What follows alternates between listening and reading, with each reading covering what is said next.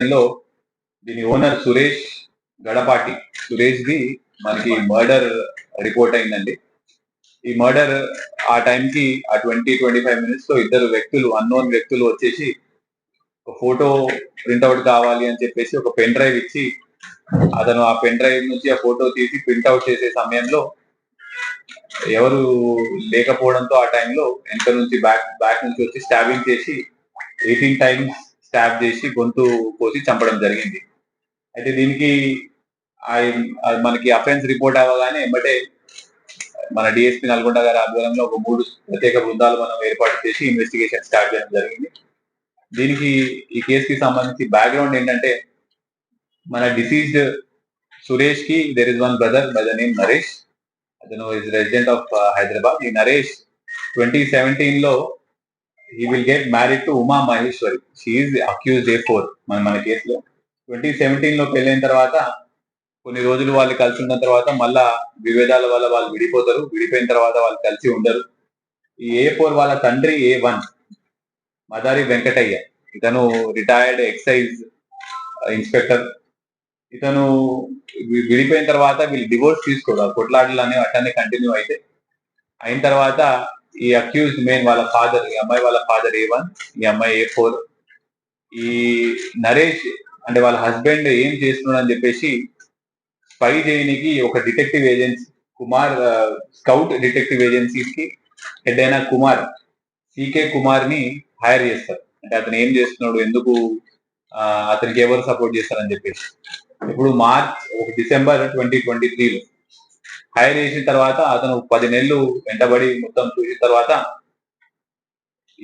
ఈ సురేష్ కి ఆల్రెడీ ఇంకో అమ్మాయితో అతను కలిసి ఉంటున్నాడు. వాళ్ళకు ఒక పిల్ల పుట్టింది. అతను చేసే పనులన్నీ కూడా వాళ్ళ అన్న, అంటే ఇప్పుడు మన డిసీజ్ ఇక్కడ సురేష్ ఎంకరేజ్ చేస్తున్నాడని చెప్పేసి వీళ్ళకి చెప్తే అప్పుడు A1 ఇంకా A4 అంటే ఈ అమ్మాయి వాళ్ళ తండ్రి మనం ఎట్టి పరిస్థితుల్లో వాళ్ళ అన్న సపోర్ట్ చేస్తున్నాడు కాబట్టి సురేష్ ని మనం చంపాలి అని చెప్పేసి అప్పుడు ప్లాన్ చేయడం జరిగింది. దీంట్లో ఇంకో కోణం ఏంటంటే Suresh belongs to SC community. ఇక్కడ A2 అండ్ A3 మన సికే కుమార్ అండ్ వాళ్ళ relative belong to Padmashali community.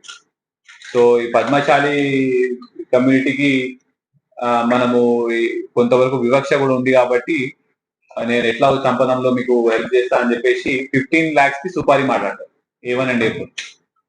Supari మాట్లాడి అందులో A3 అంటే వాళ్ళ మన A2 వాళ్ళ రిలేటివ్ కి 3 lakhs, then 12 lakhs. ఇప్పుడు అక్టోబర్ లో మాట్లాడిన తర్వాత వీళ్ళు గత కొన్ని రోజుల నుంచి రెకీ చేసుకుంటూ ఉంటారు.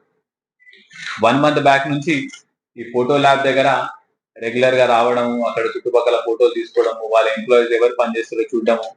ఇది మన ఈ సురేష్ ఏ టైంలో ఒక్కడే ఉంటాడు, లైట్స్ ఎప్పుడు బంద్ చేస్తాడు, షాప్ ఎప్పుడు బంద్ చేస్తాడు, ఎక్కువ ఎవరితో ఫోన్ లో మాట్లాడడం, ఇవన్నీ వాళ్ళ టీం ద్వారా ఎవరికి చెప్పకుండా వీళ్ళు A2 ఇంకా A3 రెకీ చేసిన తర్వాత వీళ్ళు చాలా పక్కాగా ప్లాన్ వేసి ఆ రోజు హైదరాబాద్ నుంచి మర్డర్ చేయడం జరిగింది. ఇది కూడా ప్లానింగ్ లో కూడా కంపల్సరీగా పోలీస్ వాళ్ళకి ఎట్టి పరిస్థితులు దొరకొద్దు అని చెప్పేసి, తప్పుదారి పట్టాలని చెప్పేసి హైదరాబాద్ నుంచి నార్కెట్పల్లి చెరువుగట్టు దాకా జెన్ కార్ లో వస్తారు.